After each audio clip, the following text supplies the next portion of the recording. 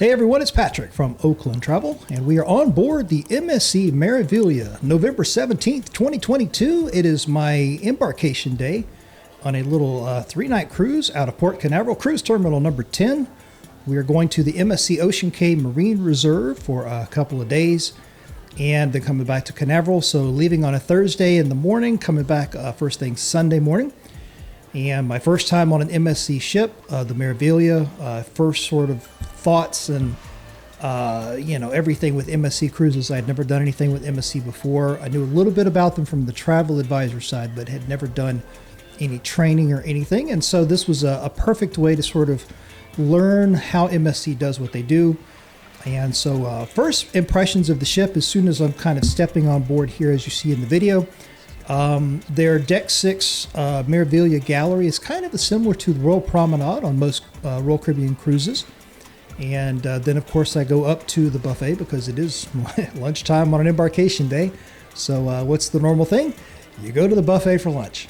And, one of the first things that strikes me right out of the gate is the fact that there's no one there at the entrance to the buffet requiring everyone to wash their hands. They have the little hand washing stations there, similar to what we've seen with Royal Caribbean. Obviously, when you go into the Windjammer, even Carnival's buffet up on the Lido has it. And so, the MSC Meraviglia has the same sort of area kind of thing to wash your hands, but no crew member kind of making everybody to do it. They're just sort of there greeting everybody as they come in. And a lot of the passengers did not wash their hands. I tried to do it most of the times when I would come to the buffet, but I just kind of noticed that. And Carnival, unfortunately, doesn't really do it either. So of the 3 major cruise lines that I have experience with, Royal Caribbean is really the only one that if you try to get into the Windjammer without washing your hands, yeah, they're going to stop you. So, but the Meraviglia buffet is...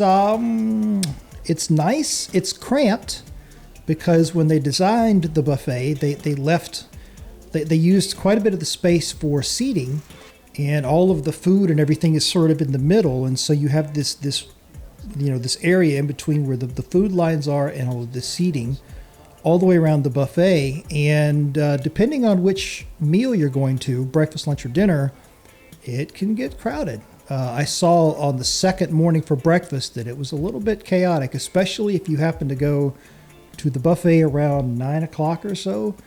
And they stopped serving breakfast in the buffet at 10:30.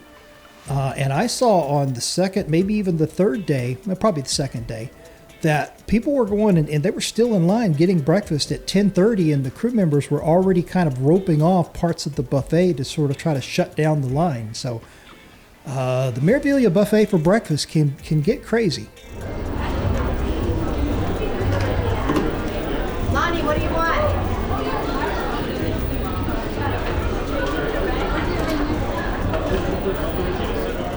One of the nice things about the Meraviglia to me was sort of the design choices. It has a very unique kind of hotel look with all of that chrome and the dark wood, and you see it all through the stairways and other parts of the ship that are similar. So here we go into the buffet, and you will notice on the left and on the right, these are the little stations I mentioned in the intro where you can wash your hands. And you'll see a crew member here kind of in the middle almost every single time you go into the buffet, kind of wearing that white and black uniform with the little MSC badge.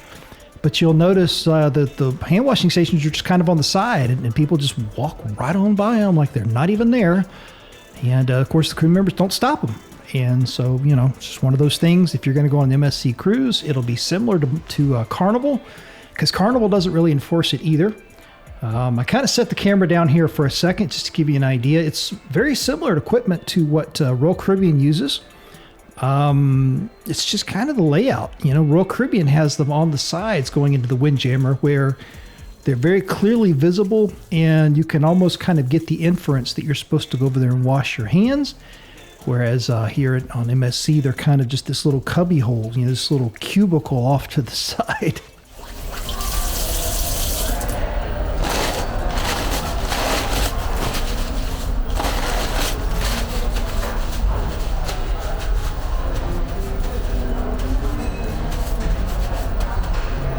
There's nobody here to enforce. There's a lady standing over here.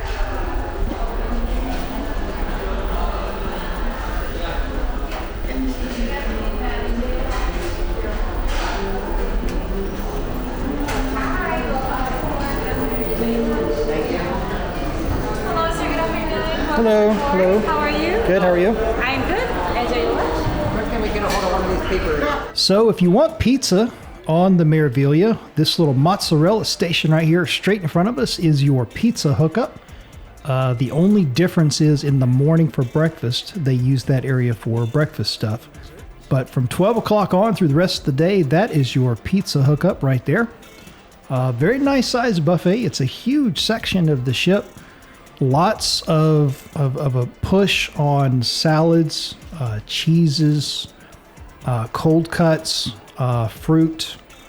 Probably the only thing that I noticed that wasn't really readily available was basically just really hardcore meats, like a lot of pork and beef and chicken. It's there in the buffet in terms of what they offer, but it's not, there's not an emphasis on it.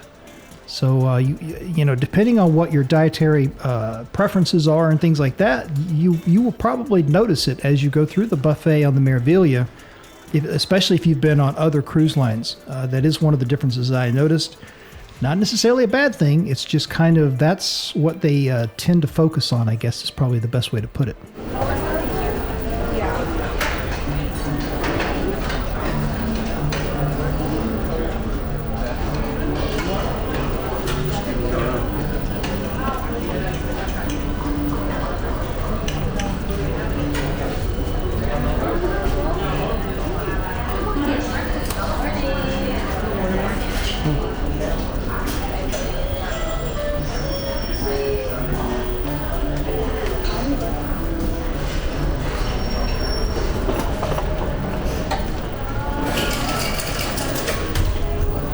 Wellness.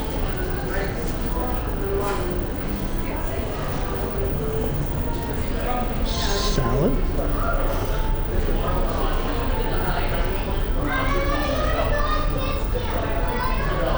And here you see the back of the buffet, kind of my favorite part really because it's so big. There's a lot of seating back here.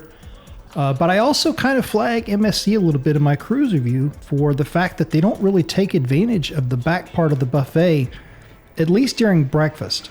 They use the center part of the back which is kind of like an egg omelet station, but they don't really use the rest of the back of it. And so you get these lines during breakfast, and it just seems like if they were to spread the food out a little bit more, at least for breakfast, it would kind of alleviate some of the congestion. You see how narrow this area is in between the food serving lines and the dividers where the seating is, and it has a tendency to get very crowded during breakfast. Interesting design choices, but the buffet itself is the food is great, on par with the other cruise lines. Just kind of one of those things in terms of the design. This is the way they decided to go with it.